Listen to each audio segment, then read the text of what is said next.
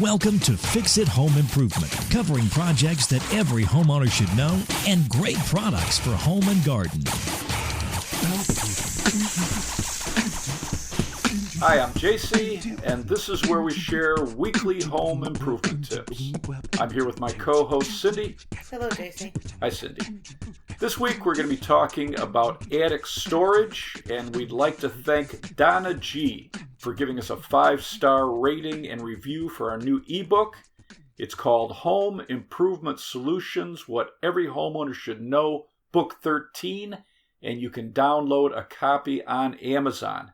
And if you've downloaded a copy and found it helpful, we would appreciate a review.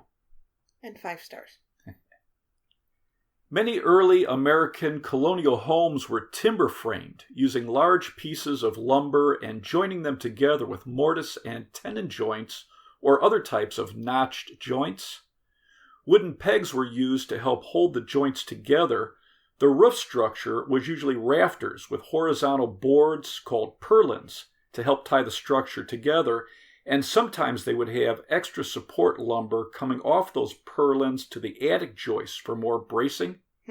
Some builders would use a truss-like system to support the roof, creating a truss for both ends of the roof with a ridge beam on top, and then connecting rafters between the trusses to the ridge beam. Historians say the ancient Greeks and Romans used timber roof trusses over stone walls on buildings. In 1952, the first metal truss connector was invented, and it made it easy to create strong roof trusses with 2x4 lumber.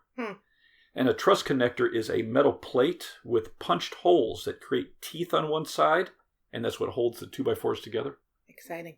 So if you go up into your attic, these are the two main construction styles, either trusses or rafters.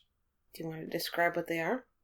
So a truss is a triangular wood structure. It's going to hold your roof decking, and it's transferring the weight to load-bearing walls. And there's quite a few different styles, but the key parts to a truss are the angled wood pieces called the top chords and the bottom horizontal wood, which is called the bottom chord. And Sophisticated. Yeah, and chord is C-H-O-R-D. You're going to have all these angled pieces from the top to the bottom. That's called web or webbing, and they're all held together with those metal truss connectors. Okay. And the roof trusses are usually made just out of 2x4s. They're computer designed for your home. They're assembled, and then they deliver them to where your home is being built. Okay.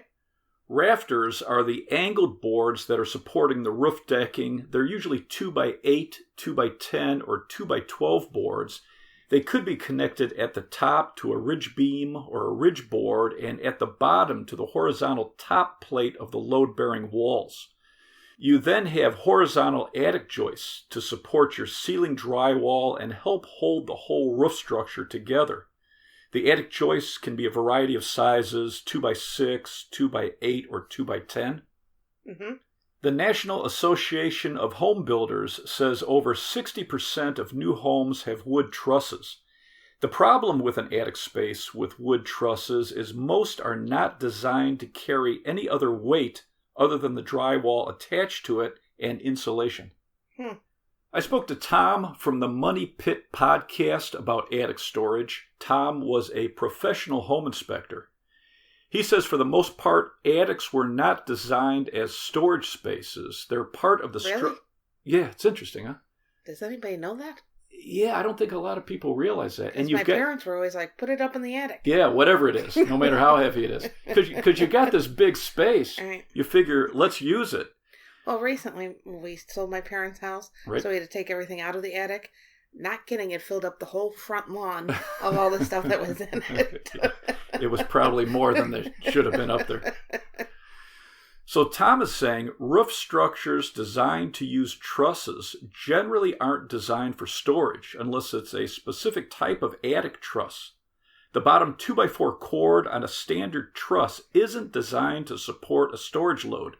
Roof trusses are designed to take the weight of the roof and any weight or movement from rain, snow, and wind and distribute that downward and outward to the load-bearing walls. If you add storage to trusses, it can weaken your roof system and violate building codes. Attic insulation is another problem with adding flooring in an attic for storage.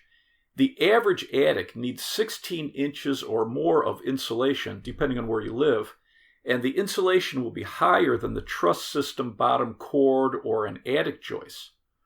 The house I'm in, for example, is a split level. I have Congratulations. 2x6 joists over my garage and 2x10 joists over the living space on the first floor.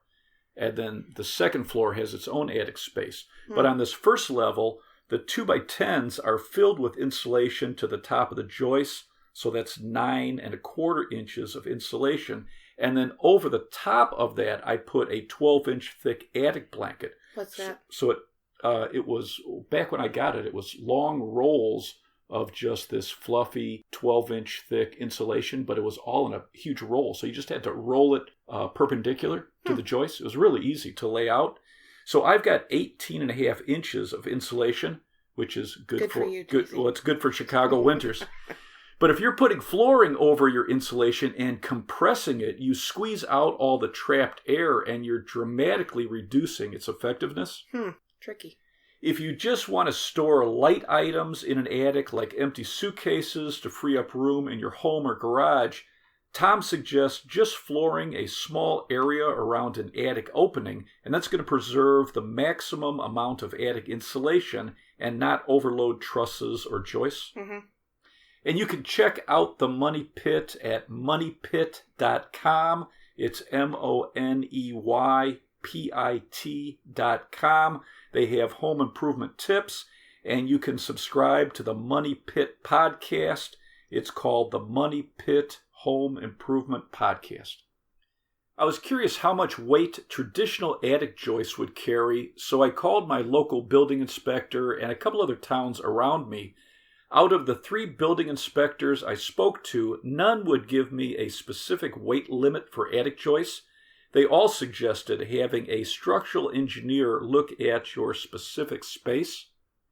They said some of the things that would determine how much weight a joist can handle is the type of wood, the size of the wood, where the joists are supported, and the span. Has the joist been notched out or cut for wiring, pipe, or ductwork? Also the spacing between the joists. And they said depending on the lumber species and the grade, just storing or walking on joists can cause it to deflect, cracking drywall or plaster below the joists. And a couple inspectors mentioned not removing insulation over living spaces to add flooring for storage. My local inspector said if you have an attic that's not designed for living space, you're either going to have an uninhabitable attic with limited storage or an uninhabitable attic without storage. An uninhabitable attic with limited storage will support a uniformly distributed live load of 20 pounds per square foot. An uninhabitable attic without storage will support 10 pounds per square foot. And a live load is a temporary load. This is something you would be moving on and off, like storage items, people, wind, and snow.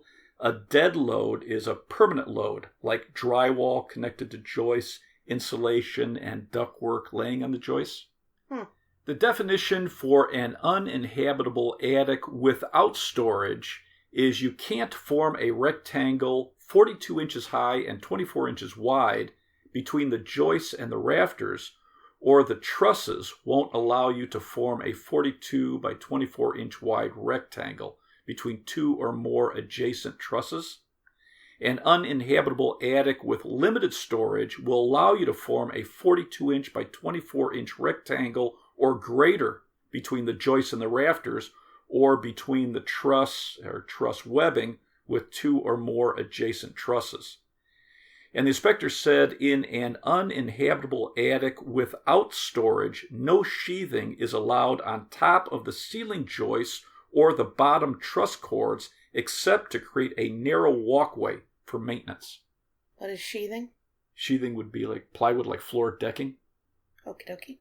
When I was talking to one of the inspectors about how much weight different sized joists can handle, besides contacting a structural engineer, he said you can contact the American Wood Council.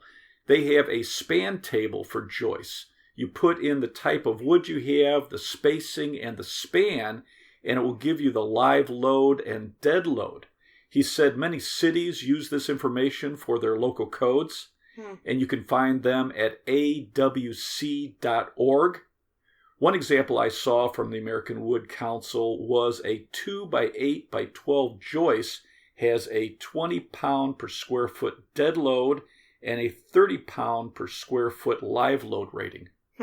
If you have an area with standard joists above an attached garage, for example, and you have an attic ladder to the space, or there's no drywall, and there's no living space above it, so you're not really worried about deep insulation. Like in the area in my home, I've got the 2x6 joists in my attached garage, but there's no living space above it, so I just have insulation between the joists up to the top of the joists. You can cover the joists with plywood to create an area for storage, but you need to keep track of the overall weight. Okay. A 4 foot by 8 foot sheet of plywood in softwood, a 1/4 inch thick is 22 pounds, 1/2 inch thick is 40 pounds, 3/4 inch thick is 61 pounds. Particle board, 1/4 inch, 33 pounds, 3/4 inch is 91 pounds. MDF, 4 by 8 sheet, 36 pounds if it's 1/4 inch thick. A 3/4 inch thick piece of MDF is 99 pounds. This must be fascinating to listen to. Yeah. I got more though. A 4 by 8 sheet of drywall, a 1/2 inch standard drywall is 51 pounds. 5/8 inch standard is 70 pounds. And then you can also get lightweight drywall that's lighter than these. So you'd have to add up all of the weight of everything you're attaching to the joists and the weight of everything you're going to be putting in your attic on top of them. How are you supposed to know the weight of everything? A scale. Everybody should have a scale. What, like a commercial scale so you can weigh everything? And a hygrometer. 2 things every homeowner should have. Moving on. So when I spoke to Tom from the Money Pit, he mentioned 2 products for attic flooring: Loft Zone Store Floor and Attic Deck. Loft Zone is LOFT, capital ZONE. Attic Deck is ATTIC, capital DEK. The Loft Zone system has supports that connect to the top of your attic joists, and it has beams that get drilled into these supports. So these supports are sitting on top of your joists. They're 11 inches high, so you can have insulation below that. Oh, and cool. then on top of these beams, you can put plywood, for example. Okay. So you're creating decking above your insulation. You can check out the Loft Zone store floor at loftzone.com. It's LOFTZONE.com. I spoke to Metro Products. They make the attic deck flooring. They said the owner was in his attic putting in ceiling lights for his kitchen, and he stepped off the ceiling joists and put his foot right through the kitchen ceiling. So he worked with Remember we had that happen at the hardware store? Yeah. Yes. Right? Yeah. Right through the middle of the floor. Right. Or the ceiling. On the sales floor, of course. There should be more training when you send somebody up into an attic. So the gentleman who owns or started Attic Deck, he worked with his engineer from his company to create these 16-inch by 24-inch plastic flooring panels. They're a grid design, so they're open, they won't trap moisture, and the size will span joists that are 16 inches apart or 24 inches apart on center. They're very lightweight. They're much easier to get up an attic ladder and screw in place than plywood. Right. And it's notched for wiring. Oh, cool. So it's good for storage area or to create a walkway in an attic. And you can check them out at metroproducts.com. It's metro-products.com, or you can just search for Attic Deck. Another storage option for a garage rather than going up into the attic is an overhead storage rack. They have ceiling brackets that screw into the ceiling joists and they connect to a storage rack, and many of these are adjustable. Some top-rated racks come from High Loft. It's HY, capital LOFT, Gladiator, GLADIATOR, and Flexi Mounts. It's FLEXIMOUNTS. I put in 2 of these storage racks in my garage. They hang off the ceiling. One is 4 foot by 8 foot, and it has 3 brackets on each side with 2 bolts that go into each bracket. So you've got 12 bolts that are going into the joists, and you need to make sure that you're checking the direction of your joists so that you're spreading these between a bunch of joists. So in this case, I'm spreading the weight over 6 joists. I'm putting 2 bolts in each joist rather than putting it so it's lined up with the joists. That way you would be spreading all that weight over only 2 joists, which you don't want to do. And you don't want to put a lot of weight on these. Even though some of these will hold a lot of weight, you don't want to put all that weight on the joists. The other rack I have is 40 foot. If you have like an attic over your garage and you have stuff in there, do you have to worry about that if you're adding? Yes, absolutely. You got to add up all this. You have to be very conscious of all this weight you're adding to it, because you could definitely... You really do need a scale. Yeah.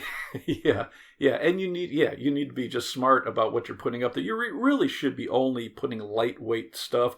Like on my racks, I put my drop cloths, I put empty suitcases, I've got my Christmas plastic blow molds, my Santa Claus and my snowman for Christmas. So super lightweight. You know, blow molds were based off of ancient Egyptians who were blowing glass. What? Yeah, blow molds come from glass blowing. How cool is that?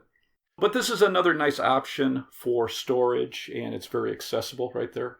Do you have anything else to add? We'd like to thank Tom from the Money Pit and Attic Deck for helping us with some information this week. If you have an attic opening and attic space, check to see whether you have trusses or joists. Most trusses are not designed to support storage weight, and do your homework before loading up joists with weight. Buy a scale. But check with a structural engineer, have them take a look, or contact the AWC, or you can just buy some garage shelving or build a shed. Let's wrap this up. You can subscribe to our podcast on your favorite podcast app. If you enjoyed it, please leave us a review. You can check out our home improvement videos on our YouTube channel, Fix It Home Improvement. And you can subscribe to that as well. You can download our ebooks, Home Improvement Solutions, What Every Homeowner Should Know, books 1 through 13 on Amazon. If you enjoyed it, please leave us a 5-star rating and review. You can email us at fixitpodcast@gmail.com. You can follow Cindy on Twitter at FixItCohost, and you can follow us on Instagram, Fix It Home Improvement. Thank you for listening. Talk to you next week.